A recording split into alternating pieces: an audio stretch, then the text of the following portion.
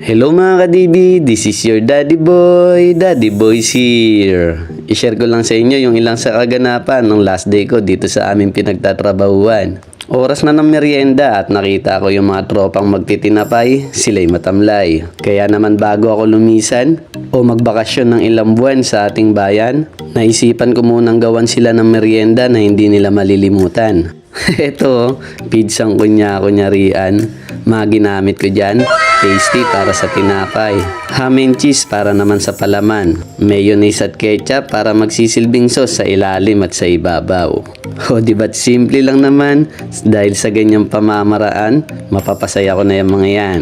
Dahil yan lang naman ang yaman ng daddy boy nyo dito sa mundo. Ang mapagpasaya ng maraming tao.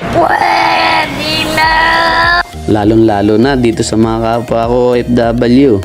Dahil dama ko ang kanilang masakripisyo. Kaya ngayon sa pag-uwi ko, dalawang emosyon yung nararamdaman ko.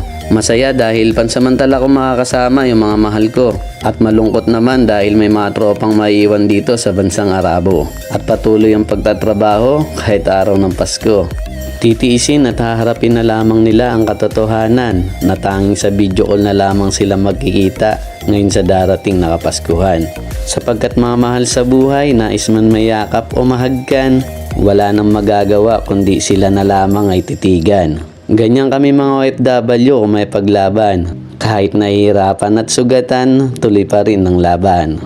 Kaya kung ikaw ay may kapamilya na isang OFW kabayan, mangyari lamang na siya'y palagi mong kamustahin at tawagan at nararapat lamang na sila iyong pasalamatan sapagkat hindi mo alam yung mga bagay-bagay na kanilang sinalang-alang upang ikaw ay mabigyan ng magandang buhay.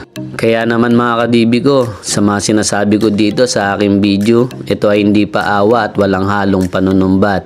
Ito ay paalala lamang sa lahat na ang pagiging OFW ay sadyang mahirap at mabigat sapagkat marami mang problema sa balikat namin nakakibat na kahit ang katotohanan ay hirap at sa panahon ay salat, gagawa pa rin ng solusyon. Masaya na makarinig na kapalit na kahit simpleng salitang salamat. Kaya mga OFW, mga kabayan ko, mensahe ko lang sa inyo, mabuhay po kayo. Again, this is your Daddy Boy. Daddy Boy's here. Bye-bye!